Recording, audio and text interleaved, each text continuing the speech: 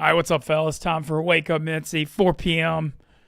You know, Wake Up Mintzy walk so Wake Up Barstool could run. Drinking some Stella Blue iced coffee. In a good mood. Got the dude wipes. We survived the Chicago Marathon, damn it. We're in good spirits here still 2 days later. Yesterday, was limping around the office real bad. Doing a little better today. Tonight, the Milk Mile.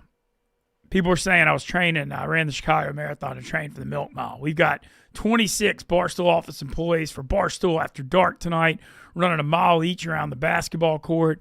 But the thing is there always is with After Dark. There's a caveat. And there's a lot of milk chugging as well. So prepared to limp around the court and throw up a little bit. Join us at 7 tonight. Should be a hell of a stream, as it always is. Shout out to Tate and Lucas and the After Dark crew. They do it big.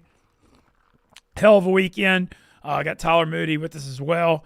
Today, well, first of all, we'll get to Moody for a sec before we air this video log. What's up, Moody? How we doing today, What's bud? good, brother? What's good, brother? How we doing? I'm doing fantastic. Been putting together fights all day. Ready to go. Ready to talk about the Mintzy Marathon. Yeah, well, and then we'll get into football and ball talk. We also got Major League Baseball, the championship series going on. The Mariners with a 2-0 lead, winning 2 in Toronto, I believe, on the road. And then the Dodgers beating the Brewers last night 2-1, game 2 tonight. Mariners sitting in a really good spot, though, all of a sudden. That would be cool to see them back in the World Series. Yeah, and I was really surprised that their pitching held up in Game 1. They threw phenomenally in Game 1, just coming off that 15-inning grueling contest, making their way into the championship series. And, I mean, great start for them. So I'm curious to see. Obviously, their bullpen is going to be a little beat up for the next couple games, but they have risen to the occasion early on. We'll talk more about that later. All right, sounds good. And, okay, so we've got shout out my dude Shane helping with this. And we've got the Chicago Marathon. It's been a funny thing. We've been getting more content and edits out lately. But the people have wanted longer form. People have said they're good, but they're all a minute or two. So we got a longer form Chicago Marathon video log. I want to share with y'all the journey, and then we'll talk about that. And then we're going to get into, we got a bunch of football to talk to. Yeah, as we always do. This one is longer form. It's 9 minutes, so I'm just going to pop it up. You can do commentary over it if you want to. I'll let you roll. Okay, let's do it. All right, boys, let's wake up. Let's get our minds right. It's finally here, Chicago Marathon Day. We're walking to it right now. Start at 7:30. Excited. A little anxious, but we're excited. It's kind of more of a celebration than anything else. But starting at 7:30, I'll post my bib number if y'all want to track me. Man, fun journey getting here. Definitely sentimental. It's going to be kind of emotional day in a great way. And the all-time grateful Sunday for sure. So got tape on my nipples and we're going to Walgreens to get some Glide. Started out the day. You got to cover all bases. Walking around. 26 is like 36. The weather couldn't be better. Let's go. Had to go to Walgreens to get some Vaseline. Chicago Marathon. And tape up my nipples. Weird stuff. People everywhere. The streets are starting. All right, we're moving. We're getting ready to start. It's like 8:20. Gonna hold back. So we got about a 5.5 hour journey to the streets of Chicago. The worst thing you can do is burn out early. We got to let this mob scene kind of clear out too. Trying to start this damn thing. We've been waiting like patience on a monument here. Thought we were starting at 7:30. It's like 8:50, but it's all good. Here we go. All right, boys. We're off.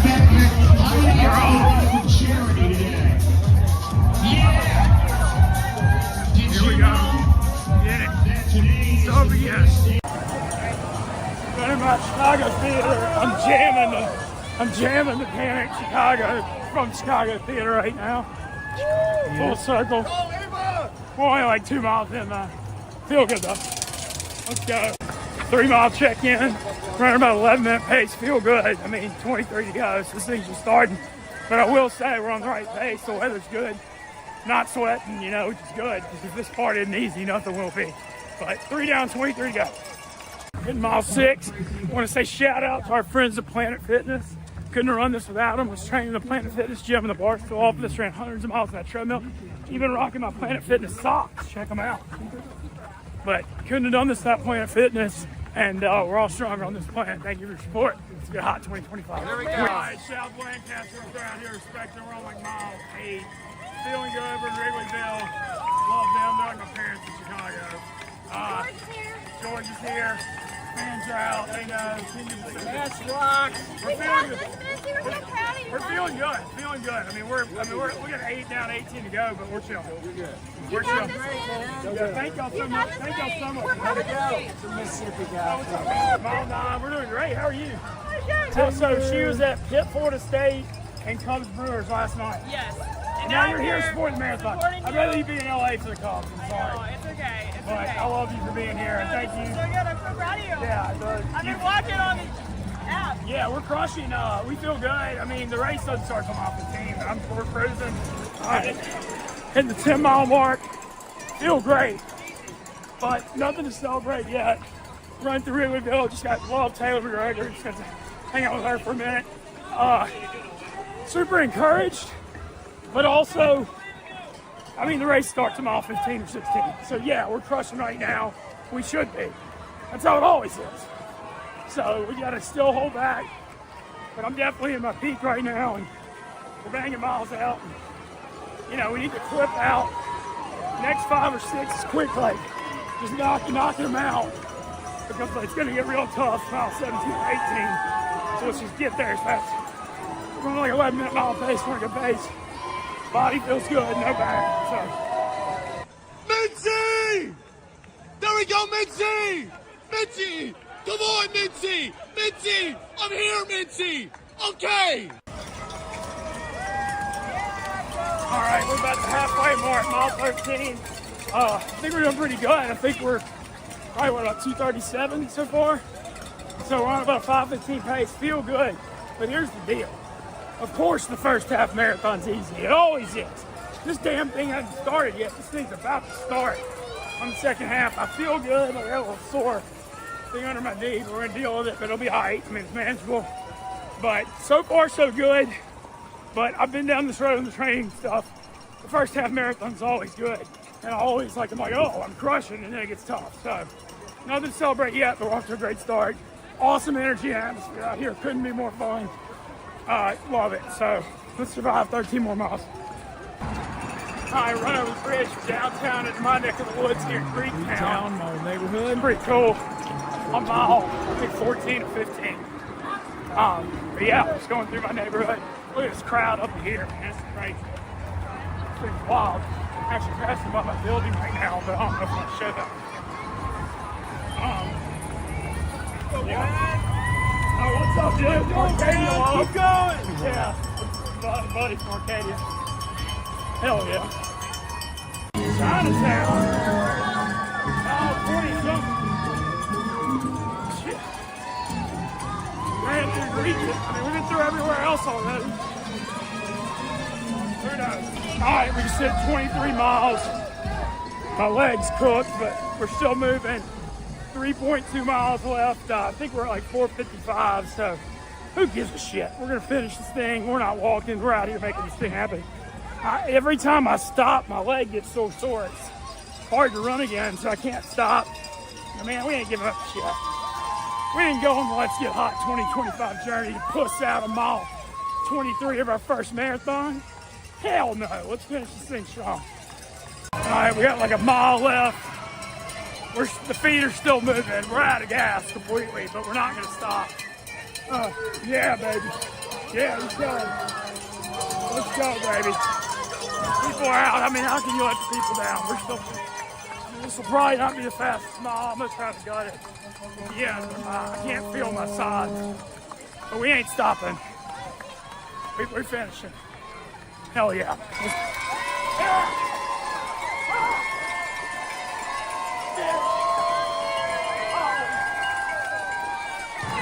Finishing the Chicago Marathon. It's always cool.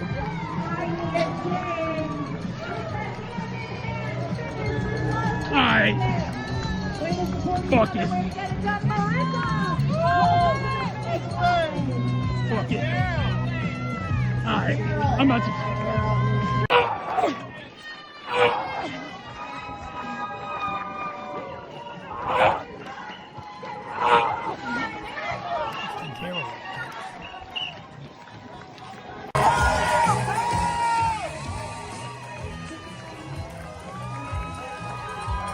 Sprint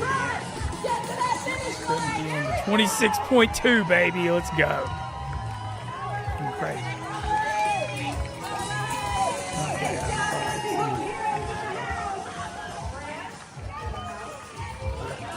5 hours, 40 minutes. Final test. And we raised like 12, almost 13,000. Damn, Yeah, Mintzy. keep going. How? Good job. Damn, Mintzy. How do you keep going? You left me in the freaking dust. It's the only one I'm ever going to run. I had to finish strong. I could barely feel my legs. What a show at the end. You got to give the people what they want. That's right. Love it, man. Good work. Thanks. All right, we finished the damn thing. Yeah. Love calls. We raised a ton of money. Love calls. Raised over 12K. Ran my first marathon. I'm actually okay. I mean, my legs are dead, but I thought I'd be in work. Well, I'm pretty dead. But what an experience, man. Beautiful day. I mean, I'll never forget it, 5 hours, 41 minutes. Freaking sprinting at the end. Put on a show. But I'm okay. Hey, 2:58, January 2nd, could barely run 2 miles. We just ripped a marathon 9 months later. Very proud. Grateful Sundays, baby. There you have it. It's fun reliving it, baby. Yeah, no, I was watching you watch it. That was the first time I'd watched it as well. I didn't get a chance to watch it earlier. My favorite part is you just ripping it to the end. You left that old lady in the dust. I mean, that whole thing was awesome, man. Congratulations on finishing that. I know you've been working on it hard for a year. I know what it meant to you to get it done. And it's cool to see somebody that you're friends with accomplish something that they really wanted to get done and that you're proud of in particular. Screw the haters. You're proud of it, and I'm proud of you, man. Thank you. I appreciate it, Mitty. It was a tough day for the haters on Sunday. There was a lot of love for this. And then shout out all of the support I got. Raised almost $13,000 for Paws, who's our partner. And also congratulations to everybody else in the office that ran it. We had a big crew, Mackenzie, Kevin Zuppe, Tyler Spade, Cody, Garrett. Like a lot of our behind-the-scenes people did it. And big shout-out to them. Don't want to forget about them. I mean, Tyler ran like freaking 3 hours, 51 minutes. It's crazy. Damn. Yeah, but man, it was awesome. It was top 3 to 5 day of my life. I mean, just unbelievable. And like memories out there, and we showed a lot of it.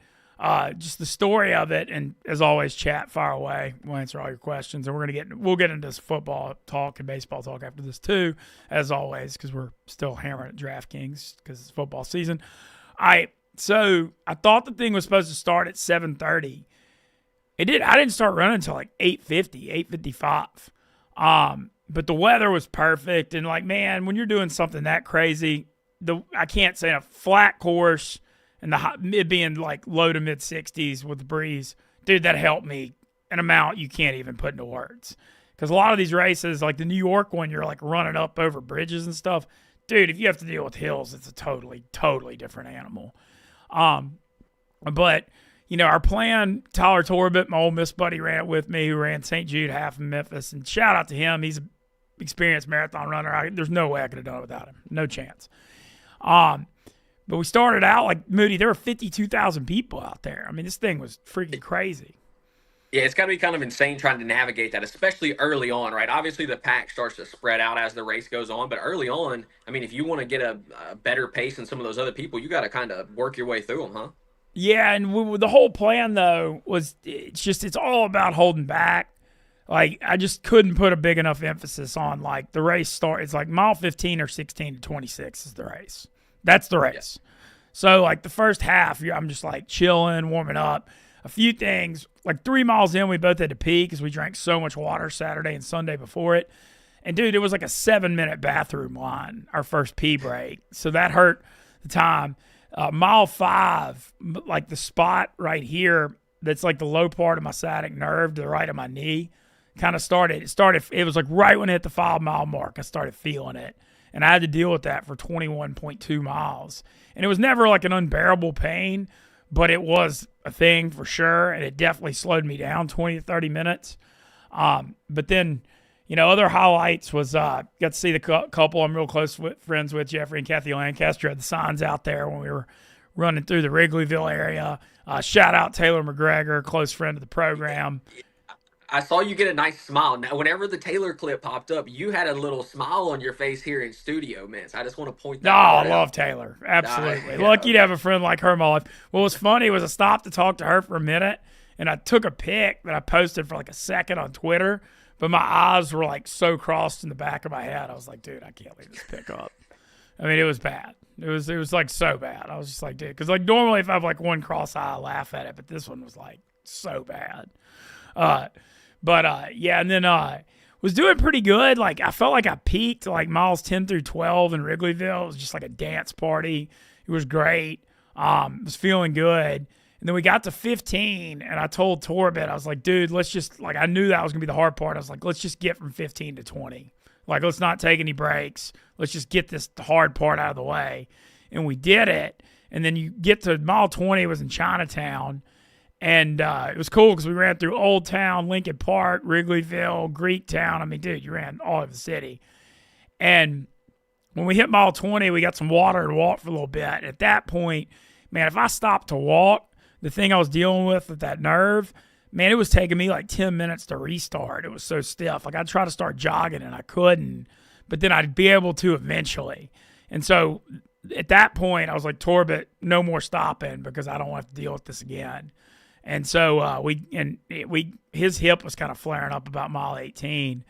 And then, we got to 22 or 23. Paul's was out on 23. And then we get to the last mile, and there was never a point that I was like, I'm going to stop or I'm not going to make it, which I was surprised. I thought there was going to be some point where I was like, I can't do this, and that never happened. But the funny thing was on the last part of it, Moody, somebody said, hey, the ending's right around this curve. So I start trying to, like, run hard, and I hit this curve, and the freaking ending's 800 meters away. And I, like, just gas myself, and so I'm just, like, barely, like, trotting. And then you saw when I picked it up and dusted it at the end to get to the end. But I ran 5 hours, 40 minutes, which, whatever. It's not about the time. It's about finishing. But right. I think the combo of the bathroom break, stopping. Oh, and shout out Nick Terrain. He was out there on mile 14. Stopped and talked with him. Taylor, that couple, the 5-minute bathroom break, and then my knee thing. Like, I think all that combo added like 25 to 30 minutes. But, like, dude, whatever. I mean, I don't care. You got it done. I don't know if there's, like, a massive difference. If you did 15:50, 15:40, like, I don't know that. Like, you still finished the race, right? You set out for a specific goal. You finished it. I don't think that 25 minutes or whatever you're, alluding to right there, like, I don't think that diminishes what you set out to accomplish in the first place. You know what I mean? No, I don't either, because this thing was never about me being some, like, time guy. Yeah, you weren't trying to win the race. No, but awesome experience, dude. Unforgettable. Getting to see all Chicago like that and raising money. Just maybe the most positive thing I've ever done. Ever. Yeah. Like, number one. Well, you do have some love in the chat. Grant Wagner says, don't let the haters take you down, Mintzy. 12K is going to a good cause, and you played a big part in that. So, yeah, I mean, look, it's not just about the race. You raised 12K as well. Yeah, and so I'll actually update on that. Hey, on that, we're at 12,840 right now. And I texted a good friend of both yours and mine that I'm not going to mention his name, but I'm hoping he gives 160 because I'd like to get to that 13K at the end. But you can still donate. I've got an idea. I know who it is. I think he's probably got 160. Yeah, I think he does too. Boggs was saying, way to ignore the haters and accomplish something big, Mintzy. Yeah, shout out Boggs as well. And then we're also hearing from the chat. Chat does. They're saying love it, Mintzy, but definitely need a response to what Dave said. The people need to know. So okay, yeah. So Dave. Okay, Dave. Mm-hmm. It's always funny dealing with Dave because a lot of times when he's being negative to you publicly, maybe I misinterpret that as his way of showing love, even if he's being mean. Because like I've just been at Barstool so long and taken so much heat from him. But no, I clapped back at somebody that was hating on me, and I was just like, dude, I'm sharing this to help other people. And Dave called me out saying, no, you're not doing that. And I mean, of course I'm sharing this to help other people. Like, I mean, I know what he's saying because it is about myself first and foremost, like trying to improve my life. But by doing that, sure, you earn inspiration to other people, And so, and I get a lot of DMs about a lot of stuff, like whether it be the alcohol thing or the health stuff. asking tips and stuff. And so I feel like it's part of my life's journey. So, I feel like, and I'll also say this, I think there's something with my personality because I'm so loud and outspoken and energetic that I think it comes off the wrong way sometimes. And that's okay because it's like 80% of people like me, 20% hate me, I think. And that's fine. People can think whatever they think. But I think it's because I'm like so loud and energetic that, maybe I am a selfish prick, but I think it makes me come off even more as one. I think it's one of those things where I think he probably genuinely hates marathon runners. And again, I'm saying this from so far on the outside that like I could be off spot here. Like he probably genuinely does not care about marathons.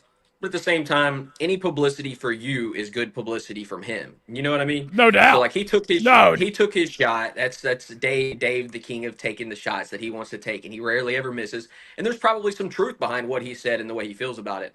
But at the same time, it's good publicity for you. Again, I'm saying this from so far outside. Who knows? Yeah, for sure. Well, like, look, I feel like we should do a best of just Dave Portnoy's shots at me over the last 5 years because there have been just so many, dude. I've been taking them since I've been here in 2020, and I'm still here, and that's I got thick skin. So I saw that, and I just kind of like woke up Monday when I was looking at a celebration move, and I just kind of started chuckling. I'm like, oh, it's another day or Dave's coming at me. But I want to mention Big Cat. He was like messing with me, like, oh, you're running the marathon because I've been talking about it all year. But he posted a super nice tweet congratulating me, said it was awesome to raise the 12K. He sent me a personal text message. That meant a lot to me, for sure, coming from Dan. And, another thing, I think people that have never dealt with like their health issues, like say you've been skinny your entire life. You know what I mean? You don't know necessarily what it's like for somebody to lose the amount of weight that you've lost, the kind of joy that brings you, the kind of, pain that other people that are trying to do that are going through. You know what I mean? So some people can't necessarily put themselves in those shoes. So I think it's different perspectives for different people. And so I think every viewpoint on it's perfectly fine, obviously. But like, it is different whenever you haven't lived that. Like I was a fat ass little kid. I always wanted to be skinny. Then, I got myself to that point. And so, like, I know the feeling kind of on both sides. Obviously, I'm gaining a little weight right now, so I don't have much room to talk. But it is, when you've dealt with health, when you've dealt with the things that you've dealt with, you were an addict, brother. When I met you, you were pretty big and you were an addict. And so I've seen massive changes from you. And, like, it's really cool to see somebody pull themselves together when things weren't very good. You know what I mean? And no doubt. They weren't very good. No, dude, no. They were bad. They were real bad. As shit. Y'all actually don't know. Yeah, yeah, because we started hanging street. Oh, dude. Yeah, bad. Yeah, for sure. No denying it. No. Hand up. Well, I'm just proud of you for all of it, brother. I know some people won't get it, but I legitimately am proud of you for not just the race. Like it's bigger than the race in my opinion, but obviously for finishing the race as well. Yeah, thank you. Well, and shout out. Well, keep the chat. Yeah, there are a couple other. Did the chat like the vlog? By the way, if y'all, I would like some feedback on the video log because give us some feedback on the video vlog. Obviously, it was and I've given you this feedback before. Whenever it's two different formats throughout it, some of them are vertical, some are horizontal. It is a little difficult. I know who your buddy that edited it. It's probably difficult for him to put that together as well. That would be my only critique of it. Okay. Well, the one criticism I've been getting the last few weeks was they're not long enough. So we put out a 9-minute one here. And look, this was your thing of the year. It was worth having a long form video for that for sure. Chat was saying, oh, Dave definitely hates marathon runners. And then just shout out to us for interacting with chat. Look, the more you guys talk in chat, the more we will interact with what y'all got for us. That was a big mistake when we got the show go. It's all the chat is everything at Barstool, and I wasn't interacting. We've remedied that, but that was definitely something that it's all about the chat. For sure. This is in a way, this is more like a live. A lot of the Barstool stuff is legitimate content that doesn't need to interact with the chat. This is almost more like a Twitch stream in a way. You know what I mean? Where you need the chat to interact to make it better. Yeah, it's kind of the way it is. Yeah, no doubt. But yeah, awesome. I'll say, so the last couple of days since, I was limping around the office bad yesterday. But today I feel better. I've been running the Theragun a good bit on me. And I ran the Chicago Marathon to train for tonight's Milk Mile, Moody, because it's after dark tonight. Dude, we got to chug all this milk. We got to run we're running laps around the basketball court. It's like 32 laps a mile. And so, dude, and the rule is if you run over 10 minutes, the next person has to chug like more milk off it. Dude, everybody's going to throw up. I'm going to throw up for sure. And I don't know if I can run a 10-minute mile. Like, we'll see. I mean, I don't want to push it too hard off this, but I'll try to do it like right at 10. But Are you much of a milk drinker? no. I mean, I'm going to throw up for sure. But I did the NFL rule. I let myself enjoy it for 24 hours. I definitely ate bad yesterday and enjoyed it. But I'm back on the diet. Like, dude, this is like such an inflection point for me, though, because I've run races before where I lose weight and get healthier, and then right after I just gain 20 pounds because I hit my goal. So I'm like so paranoid about that right now. And I'm going to lift in the Planet Fit. I'm going to lift upper body after the show in the Planet Fitness gym because this is time. Now we're hitting the weights. That's the next part of the journey. So I'm going to be running like twice a week, but lifting like 3 to 4 going forward. I've lost the weight, but I'm still like doughy, and I got to get this muscle mass on me. Well, I mean, look, you've already proven to yourself that you can lose the race. If you can run a marathon, you can get in the gym a few times a week, and it doesn't take a ton in the gym to start seeing a difference. So just lock it in a few days a week, and you should be good. Travis Papes was saying, where's the 9-minute vlog? We aired it to start the show. It'll be out on Mintzy's socials in just a little bit, I'm assuming. Yeah, absolutely. We're going to get it out, but we just check for it there. Yeah, we will show it again in a little bit. Grant Wagner saying he loves milk so much. I mean, I love milk. I love cheese more than I love milk, but, who doesn't love some milk? Yeah, I mean, I'm not like anti-milk. I mean, I don't know. I put a little milk in my coffee, but it's not something I, drink day to day. Yeah, I mean, but I'm going to throw. I mean, I'm 100% whatsoever. preparing to limp around the court and be puking. I mean, but it is what it is. I mean, it's after dark. I always go hard for after dark. They do a damn good job, and I'm glad to be part of it. Got to nut up for that one for sure. All right, we do have a football question here from Grant Wagner. NFL question: are the Bills screwed? Lots of injuries last night, and they already looked shaky on defense. Do you think the Bills are screwed? Screwed's a strong word. I mean, I was on Atlanta and the under last night. I was all over that game. I gave out both on my Twitter. And the gambling picks have been pretty good lately. Man, I think that was kind of a matchup thing. The thing with the Bills, though, you saw how much Dalton Kincaid means to them last night when he was out because he's really emerged this year. Keon Coleman is pretty good, but he's not like a real number one. And A.J. Terrell Keon Coleman might as well have not played football last night. I mean, he got taken out of the game completely. And like last year, Shakir was really good, but he's been hurt this year. He's playing, but he's not all the way himself. My criticism of Buffalo last night was they need to start throwing to James Cook in the passing game more because they throw to Todd Johnson and the other backs, but Cook's their most dynamic playmaker other than Allen, and they never throw to him, which I don't understand. Like they should have been really just trying to get him the ball and be creative about it. But Atlanta's got a good pass rush and a really good secondary, and then I don't think losing that game the Bills are screwed. I think Atlanta's just good, and the thing with Atlanta, they're good at home. They're not the same on the road on grass, but when they're in that dome turf, they're good at home. They're one of those teams that home road splits they're very different. Yeah, and I think one of the biggest things is that division, not the strongest in the world. I know the Patriots are playing better. They're a much better football team than we all expected them. I still think Buffalo is a better team than New England. I know they lost to them a couple weeks ago. Totally get that. I think at the end of the season, it'll still be Buffalo reigning in that division. So I'm not super worried. I'm not super worried about the Bills, but there is reason for concern, no doubt. Well, New England's got a cream puff for schedule, though. Buffalo's schedule is way tougher playing that first place schedule, and so that. But I don't think I'm panicking on the Bills. I don't think so. Yeah. I thought that game. That's a tough game in Atlanta on a Monday night. Like I feel like the national narrative on Atlanta. I'm higher on the Falcons than what the narrative is. And I'll tell you one thing about Atlanta this year, because their defense sucked last year and they used all their draft picks on defense. That defense has improved a shit ton. I mean, they've got their pass run down their throat last year. And their run defense still isn't great, but their pass rush and secondary. Jesse Bates is really good. A.J. Terrell is really good back there. Pass rush picking up. I mean, I don't know. I'm impressed. by But they're not Atlanta. getting gashed in the run game like they did last year. I mean, Oh no, people were yeah, running no. it down their throats. They're better. They're not. I'm not saying they're elite by any means, but they're definitely better. I'll give you a baseball winner in just a minute, Pack. He's also saying, speaking of the NFL, I know you guys weren't big Caleb fans. Any change on heart? Any change of heart on Caleb Williams?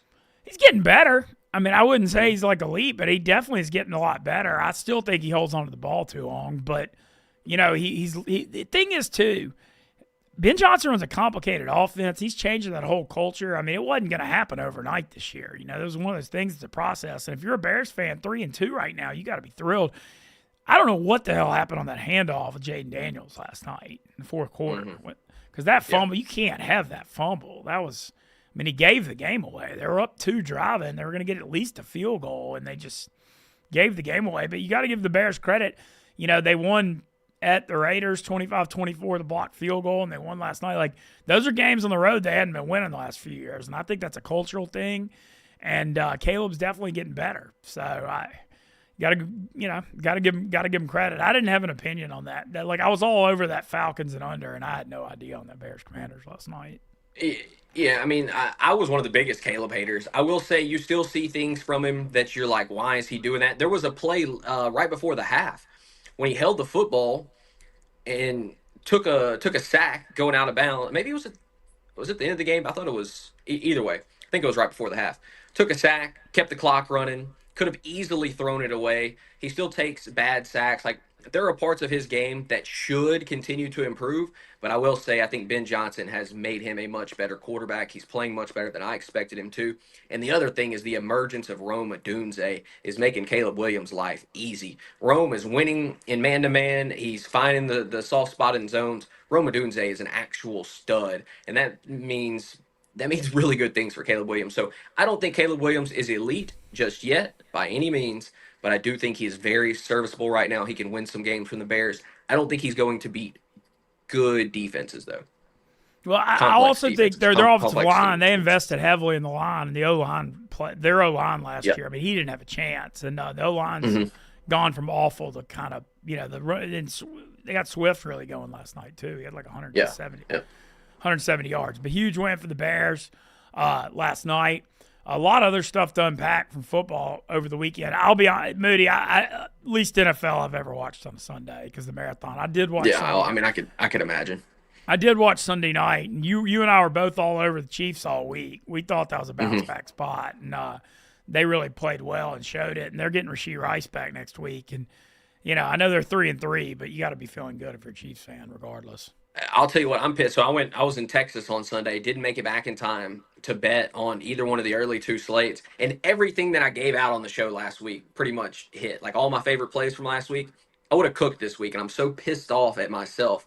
I mean, I had things I had to do, whatever. It is what it is. Sometimes you got to take care of things in life that you don't necessarily want to do. But I did them, and it cost me some money. So I'm upset about that. But good to know that the opinions were correct. I mean, we were pretty damn good last week, everything we gave out on here. So feel good about it. Yeah. I mean, we've been pretty good, most of the time. Been pretty good across the board, yeah. We always are. Yep. Grant Wagner saying Bijan, Offensive Player of the Year. He's got him at plus 1,400. Bijan, the lead runner right now for Offensive Player of the Year. I think that's fair because that's usually like the best running back or receiver on that award. Yep. And, man, I mean, he's the one-man gang out there. That 81-yard touchdown was just like beast mode. And the thing with Bijan is not just running it, man. They get him the ball in the passing game all the time, too. I'll tell you, man, if Atlanta just had a competent number 2 wide receiver, I mean, if they had just anything opposite of London with Pitts and Bijan and London, you got 3 dudes. And Pitts, I know he didn't have as big a game last night, but he's come on finally after all these years. But they need to trade for someone. They need to do something because they got just – the problem with them is if London gets banged up, which he does some – they have no receivers at all. I mean, the Ray McLeod, Mooney's hurt. It's tragic, and that's the one thing they're missing is that number 2 receiver. I'm still upset they didn't make a trade for Tyreek Hill before he got hurt. Well, they couldn't because of Kirk Cousins' salary. Ah, okay. Well, either way, That would have been a great fit for it, but Cousins is making like such a good fit. Would have been the best fit in the NFL for Tyreek Hill, in my opinion. And talking more about Bijan, I think he has to be the front runner because I would say the other person he was competing with to this point in the season was probably Puka Nacua. Puka left the game. He may miss a game or two. We'll see. He's day to day right now, but if he misses a couple games and Bijan's able to stay healthy the entire season, it feels like the only other person he would be competing with at this point is what, Jonathan Taylor and Christian McCaffrey. They've both been very good as well. Yeah. But I would say those are probably your top three right now. I don't know how Bijan. I haven't looked at it to see. Yeah, but I would assume Taylor's Bijan is the favorite. Taylor's having a year. I mean, we'll see if he can keep it Yeah. up. But I mean, Taylor's got a case here too. But Bijan, just the fact that he does in the passing game too. Like as good as Taylor is, he doesn't. He's not really. They don't throw the ball to him like Bijan. They're just so creative with him. So, Well, if you look at those three right now, you've got Jonathan Taylor, who's running the shit out of the football. You've got Christian McCaffrey, who is, I mean, just so good in the passing game. And then you've got Bijan, who's doing both. Like Yeah. he seems, you know what I mean? Like he feels like he deserves it more than those two guys right now. And with Puka missing time, I think that kind of takes him out of the conversation. I don't feel like any other wide receivers are doing it to that level right now. Next question we have: Colts, real or fake? Well, okay. When I mean, I think they could. We've been talking about this Colts Jags thing. I mean, the thing with the Colts, I think they're real when they're at home. I mean, I don't know. That's a bad answer, but like they haven't lost a game at home, and they score in the 30s every time they play in the Dome. I'd like to see them. I know they lost to the Rams and had a chance in that game, but I want to see them go win. They're real if they go win at the Chargers this week. I need to see them win a road game because they've been just right. Oh, go ahead. They've been riding these home games, and they've won big at Tennessee because the Titans are terrible and fired their coach. But I need to see like a big road win before I totally believe. Yeah, they're 1-1 right now on the road. I think they're real. I don't think they're the realest. You know what I mean? Like, I think they're a very good football team. I want to see what it looks like when they play from behind in a game, though. That's my concern with the Colts. Whenever they're able to play from in front, they run the football with Jonathan Taylor. They can get Tyler Warren going on some of these short passes, play action and stuff works. I just want to see what happens. Say the Chargers jump up, say it's 17-10 going into the half. Say it's 20-10 going into the half, something like that. I want to see if the Colts can find a way to come back in one of those games. Can Daniel Jones be the dude that can carry you if it turns into a legitimate shootout? That's my only concern with the Colts. I think as long as they're playing from in front, they're going to be tough to beat. And especially, like Mint said, at home, very, very good in that dome. So I am more of a Colts believer than I was last week. This is a week they can really prove it against a Chargers team that's good but beat up. Oh, very vulnerable. Very vulnerable. Very beat up. And the Chargers are 1.5 point favorite on Sunday. But yeah, other big football. Did you have any other big observations? The freaking Cowboys losing to the Panthers, like what the hell was that? I mean, I know maybe not everybody cares about the Cowboys, but just what are we doing? We can't be getting beat by Carolina. I know Carolina's a better team. I know they're 3-3. They're 3-0 at home now, but like, damn it, Dallas. Like, as soon as I get a little bit of hope that maybe the Cowboys can win with Dak and the offense will be so elite that they'll find ways to win these games, they just go get beat by the freaking Panthers. Rico Dowdle ran it down their throat once again. Like, Rico Dowdle, shout out to him. He's balling right now. But just a shit loss for the Cowboys, man. I mean, really and truly. That's the kind of game when you look at the schedule before the season, you check it off as a win. You think you're going to get that. You need that, especially when you come in 2-2-1. To lose that game, terrible. Yeah. Well, it's just almost like if, they're missing Micah Parsons out there. I mean, Yeah. but they he couldn't fix all the problems they have. I mean, I'll tell you that. Like, their defense is that bad. That no, I think even with Eberflus is Micah doing Parsons, terrible job. Yeah, Defensive coordinator. it's bad. Bad hire. Because the offense is playing so Dak's having like an MVP caliber year. Dak's kind of having like the Burrow year from last year, where like Yep. they're just cooking and scoring so many points and still can't win because the defense is that bad. Dak knows what it's like to be Tony Romo right now. I'll tell you that. Where Tony Romo was just carrying the hell out of the Cowboys, bringing them back. They'd get a lead, and then the defense would go lose it for the longest time. It feels like the same exact thing that I watched whenever I was a legitimate Cowboys fan and I actually sweated every game for the Cowboys. This feels like that exact same team right now. Dak playing out of his mind. Defense is terrible. I've watched this movie many times in my life. All right. Yeah, I hear you. I did watch a lot of college football Saturday because I chilled trying to get ready for the race. Bama, super impressive win at Missouri.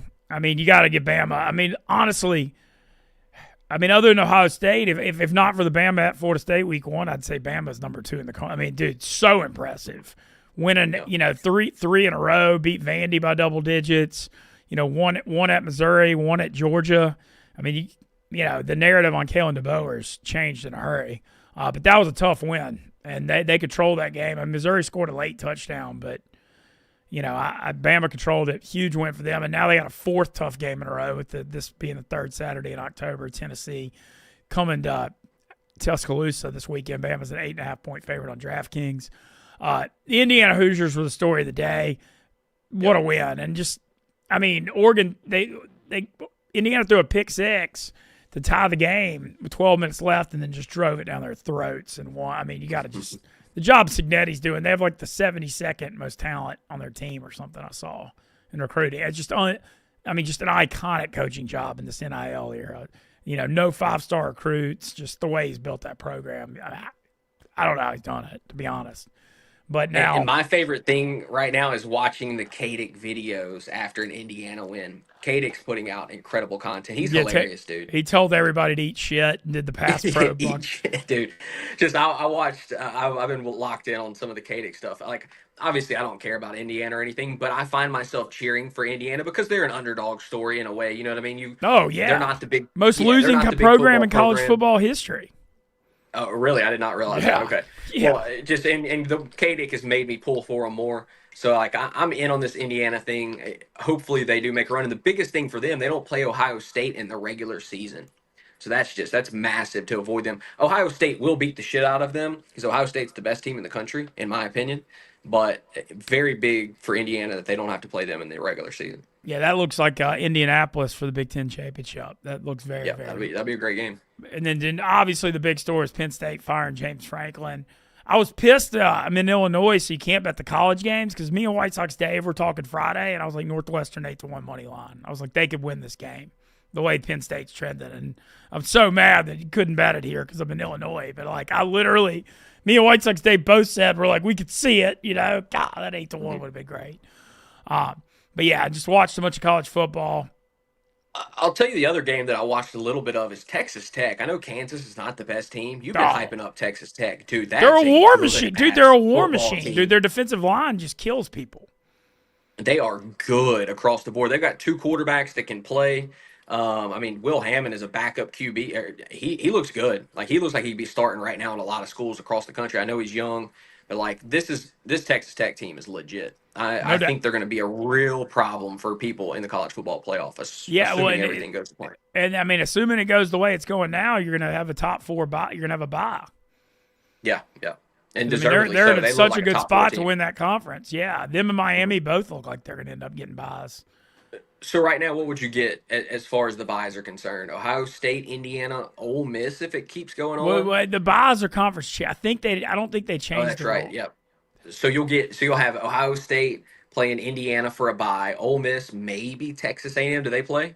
They don't play each other. Man, I would say Bama's the favorite in the SEC. I just give them so much credit for the way they've been playing. Fair. You get road because to me, you look at college football right now, and the wins on the road. Everybody's winning at home. Going to Georgia and going to Missouri and winning both is strong because who's winning on the road? And so I would say Bama's the favorite in the SEC right now. So I would say if there were buys right now, it'd be Ohio State, Bama, Texas Tech, and Miami because the 4 conference champions. Alabama has to play Tennessee this week, South Carolina, LSU, Oklahoma, Eastern Illinois, and Auburn. So I would say the Tennessee game, obviously at home against LSU is a tough one, but they get LSU and Oklahoma. All 3 of their big games remaining on the schedule at home. That's a big deal. Yeah, for sure. They got to go to Auburn, which is always tricky, but Auburn's struggling. Auburn will fight them, but I don't think they can win. I would agree with that. No, so I'd say Bama's the favorite. And then keep in mind, too, that Bama's one loss is out of conference. Mm-hmm. So, it always shows you the week 1 overreaction thing. I completely agree. The whole world overreacted. Everybody was so ready just because it wasn't Nick Saban. Alabama's dead. It's over. The dynasty has fallen. They look pretty damn good. Chadwick Moss says, I still think Utah will beat Texas Tech in the Big 12 championship. Man, I saw what Texas Tech did to him in that first game, and I just think Utah's outclassed at the line of scrimmage. And that's the one thing that makes me think Texas Tech may be a legit national title contender because they're so tough up front. And that's the thing. So good. it's all about that D line, and so I mean, I do think Utah's a pretty good team, but I don't think they can beat Texas Tech because I think that they're just outclassed up front the line scrimmage. Texas A&M still has to play Arkansas, LSU, Missouri, and then they get Texas at the end of the year. That's a big one. They could potentially knock them out of the hunt for the the SEC championship game. My thing with A&M, and I do think they're playing well. I do. I think Elko's doing a phenomenal coaching job. But they got to go to Missouri, to LSU, and to Texas. I mean, they ain't getting through all three of those unscathed. They could lose two. And then also they got to go to Arkansas this week, which, I mean, they should win. But, I don't know. The thing with Arkansas, their offense is so good, you feel like they'll win one of these weeks. They just can't stop anybody. But I think A&M will end up losing two games. I mean, they may still make the playoffs, though, but I don't think they're – and they hadn't won the home teams won LSU A&M for years. Mm-hmm. LSU, Are these next 2 weeks, especially this week, the biggest games of the season for Ole Miss? They're at Georgia, at Oklahoma.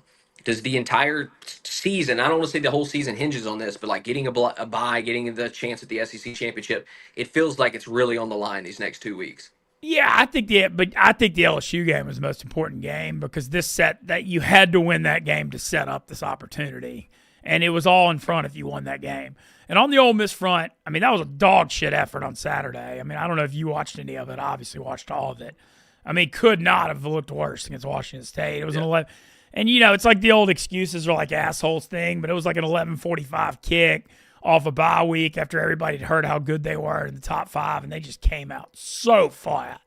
Lacey, they were able to run the ball for Lacey had a good game, but Chambliss had a really, he just was off first half. And I mean, I've kind of got a thing going. One of our other friends of the programs told me this. You usually think of the bye week as a good thing, but I think it's a bad thing a lot of times, especially if you're hot going in because everybody starts hearing about themselves. And Ole Miss just came out and didn't take that game serious. And I mean, Washington State had the ball. I mean, at the end, they never had a chance to score, but I mean, that was a rough effort, but I kind of think maybe that's good for Ole Miss because now the coaches can get on the players like big, maybe that's one of those things that they needed to have that effort, and now it's a backs against the wall thing because now nobody's giving them a chance at Georgia off that game last week, and I think they got a shot. What are your thoughts on that? Georgia's a 7.5-point favorite. I think Ole Miss has a shot. I think it's going to be a close game. I mean, I would lean Ole Miss in the points. I'm not quite confident enough to say Ole Miss is going to Georgia and going to win this game. Georgia's not the same this year as they usually are. I don't think their defense is good. And Gunnar Stockton's playing well, though. I think the quarterback's play has been better than I expected out of Georgia, and the defense has been worse. I think they got a shot. This is a big revenge game for Georgia after Ole Miss beat them 28-10 last year. But, I mean, I think Ole Miss is a better chance than they're getting credit for nationally, but I'm not coming out here and saying Ole Miss is going to Georgia and winning. They have a better shot at Oklahoma. That's fair. Especially with Oklahoma, how they looked last week. Mateer came back too early through 3 picks. They shouldn't have rushed him back off that surgery. They couldn't run the ball. Yeah, he played terrible. Their offense didn't look good. So, I mean, like you said, if you can go 1-1 in the next 2, you're thrilled. Yeah, that's fair. Mason says, go Tigers. And then Stone Papa Smurf, any thoughts on Duke, Georgia Tech from a gambling perspective? Okay, 2 things to answer here. The first on the Go Tigers. First time LSU's been an underdog to Vandy since 1948. Damn. Yeah. Vandy, a 2.5-point favorite, 11 a.m. kickoff in Nashville. Watch the LSU game, and defense is still awesome. I mean, their defense this year, they got a championship-level defense. Watching the offense is just making – I mean, people are pulling their hair out. Trey'Dez Green, though, the tight end, he's been banged up a few weeks. Dude, 9 for like 121 at a touchdown.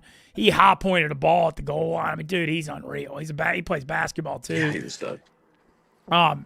He looked great, but the running game just – I mean, they can't run the ball and any short yardage stuff. And then Nussmeier threw a terrible interception in the end zone.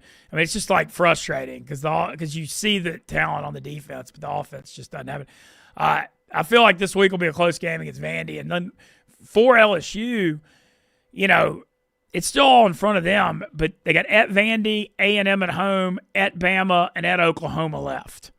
So you got 3 tough road games and A&M at home. You can lose one game and make the playoffs, basically. And at Bama is going to be really tough. I'm not saying it can't be won, but basically what I'm saying is they got to win this Vandy game. They're not making the playoffs. I mean, they got to win this game because you got to leave yourself room to lose. I think they'll get A&M at home, though. Even though A&M's improved, I feel like the way LSU is right now with that defense and that Death Valley crowd, they're going to be tough to beat at home, but they get exposed on the road because these offensive problems. And you saw that at Ole Miss. And the next was the Duke-Georgia Tech, because that is a fascinating question from a gambling perspective. Duke, a 1.5-point favorite, Moody. Interesting line at home against Georgia Tech. Duke has been playing better since they dropped the first couple. They lost to Tulane. They had a bad start to the year, but Mintz is leading the ACC in pass yards. He's living up to the money they gave him. And, I mean, Georgia Tech, the thing with Tech, I've said this a lot about them, and I love Haynes King. I think they're doing a great job. They're a great underdog and a bad favorite. They could have lost to Wake Forest a couple weeks ago. But this spot is a small underdog in the road. I wouldn't go against them. I think they'll find a way.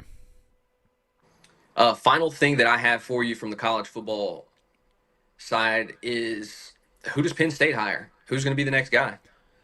So, man, the obvious link is Matt Rule at Nebraska because he played at Penn State and he's a Pennsylvania guy. But, like, what's he done at Nebraska to deserve that job? I mean, is that an upgrade over James Franklin? I don't think so. Probably not. Yeah. No. So I don't know what's going to happen there. But giving him $50-something million on that buyout's crazy. Because, I mean, especially in this NIL era, T-Bob pointed it out on Wake Up Barstool. He's not wrong. I mean, teams are spending like $10, $15 million on their rosters. I mean, you're talking about giving up an amount of money that would have funded like 3 teams. I mean, that's true. I mean, I know Penn State's got a big following and money, but like $51 million to go away?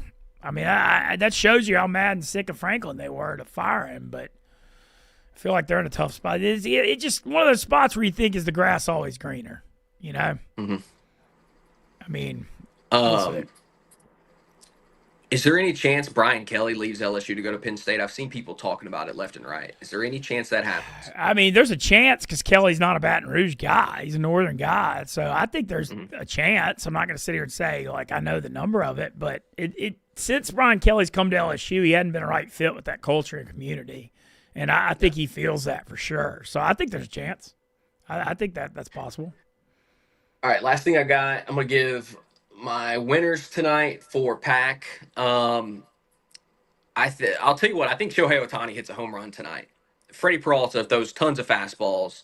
No better fastball hitter in baseball than Shohei Ohtani. I know the number's probably not great. I think Ohtani homers.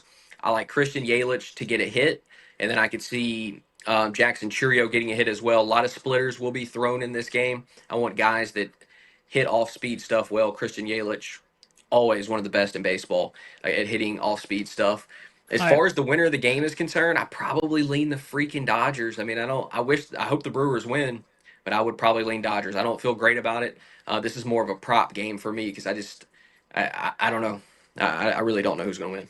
All right, well, let's put together before we get out of here. We got DraftKings is giving 25% boosts on every game right now, so I think we should throw together a little parlay with. All right, let me pull up DraftKings real quick so I can give the people what they really want. Yeah, let's throw together. I want to take a Moody parlay here with the boost. Okay, over under 7.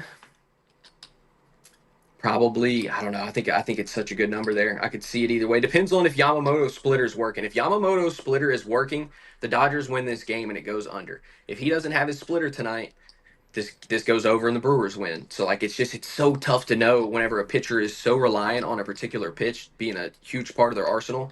Do they have it going into the game? If he does, the Dodgers win this game, in my opinion. I love Ohtani to homer tonight. I really do. Right. I think he I'm gets. taking I think Ohtani he gets to a homer. fastball. All right. Yeah. That's okay. So we got to do it's a 4. The boost is a 4-legger. So Ohtani homers in there.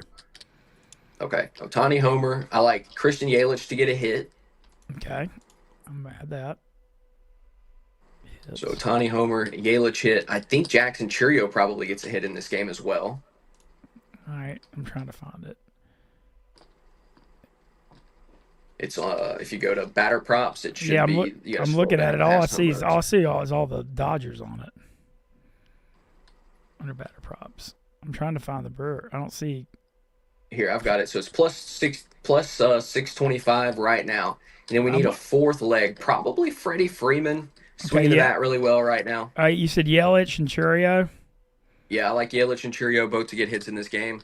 And then let me look at something real quick. Okay, I got Yelich and Churio. We're plus 625. Yep, and then I want to see what Freddie Freeman's career average is. 231, 6 for 26. Um, Not particularly great, but he's swinging it well right now. Give me Freddie Freeman one hit as well. That gets you to plus 950. And no, throw the boost on it. The And boost throw plus the boost 11, on there, yeah. plus 1188. You're getting. I'm placing a $10 bet on it. Okay. Yeah, it's nothing crazy. Again, it's just interesting spot right there. Stone Papa Smurf says, I want to bet the Brewers, but I feel Dodgers. Same. I'm pulling for the Brewers. I think the Dodgers, they're just so freaking battle tested. They're so deep. They've got everything needed. They've got even if Yamamoto's not on, they've got so many good arms in their bullpen that they can turn to salvage a game and let the offense get back into it. It's just really damn difficult to bet against the Dodgers, especially in the postseason. I really, really think it is. I got a pick for college football. I like New Mexico State plus 10.5. I think Liberty's falling apart, and they can't lay 10.5. And I might even take the money line. I'm about to look at what it is, but I think they have a chance to win that game. Liberty had a good program, but everything's going to shit. They can't lay 10.5. Country music till the end. That's my dude from Twitter. He says Ohio State, Indiana, Miami, or the field. Ohio State, Indiana, Miami. Ohio State for me. I mean, I legitimately think they're still the best team in the country.